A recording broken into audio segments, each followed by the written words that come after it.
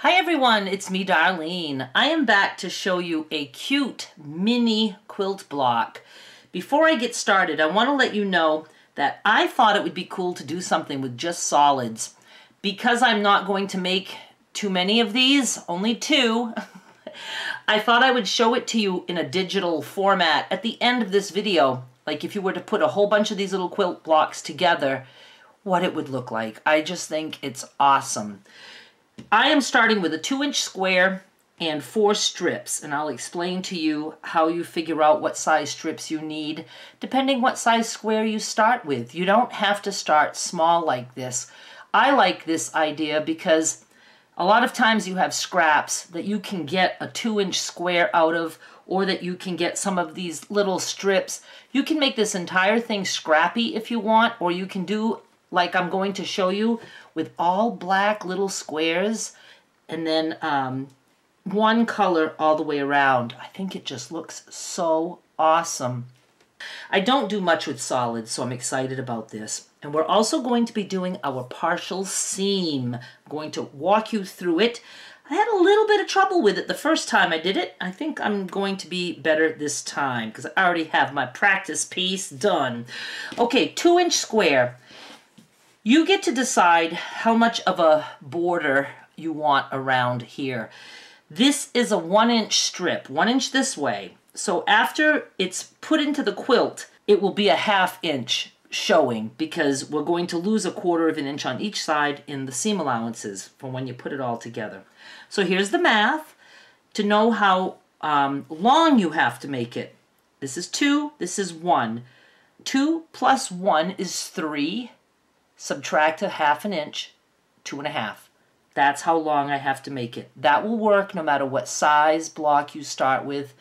And you just add this plus this, and then take a 1/2 inch off, and that's how long you need to make your little strips, or how wide, however you want to look at it.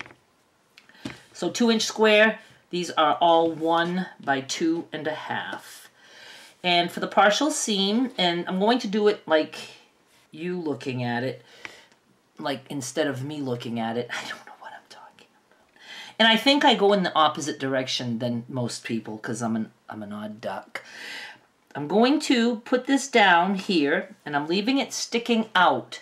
And I am going to sew from the, the top to about halfway, and that's it. And I will do a little back stitch right there just to make sure it's not going to unravel. So from here, halfway. And of course, I screwed up and I sewed the whole way down because that's what we're used to doing. So I would suggest that when you're doing your first strip, maybe you want to just put a little pin there or something to remind you to stop. Or you can just pick it out like I did. Now I'm just going to finger press this just right here because that's the only part that's sewn down. And it's going to look weird. That's okay. Just pay attention to the top part.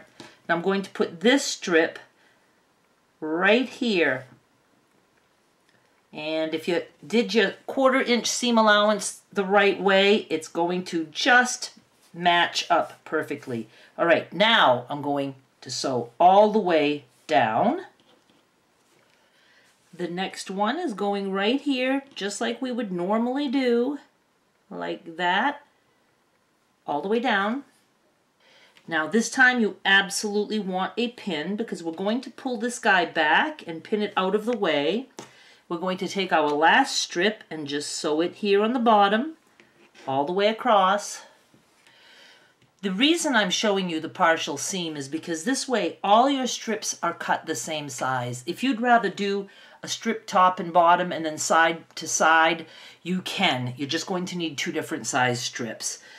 And now we're going to take this out, and we are going to, lay it down. See how it's going to fit perfectly? But we're going to push it back this way, and we're going to start where we left off. I don't know if you can see what I'm showing you here, but I have black thread here, so I'm just going to start here and finish it. Go all the way down. And that's it. Isn't it cute? Seriously. Stick around just to see the image that I'm about to show you. But I'm going to tell you, if you wanted to make a quilt that would end up 40 wide by 50 long. That's, you know, pretty good for the top of a twin or a nice, you know, couch quilt or lap quilt. You would need 320 of these suckers.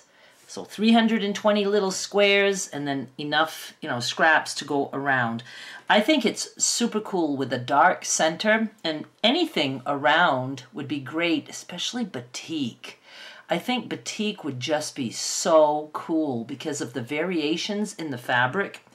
So I made two. Oh yeah, so you would need 320 little squares, and you would just put them 16 wide by 20 long. And like I said, it should end up being about 40 by 50 inches. The finished size of these blocks should be about 3 inches. You can trim them if you need to, a little bit. If you really find that you have to trim, you know, quite a bit, that's fine. They're just going to be a little bit smaller.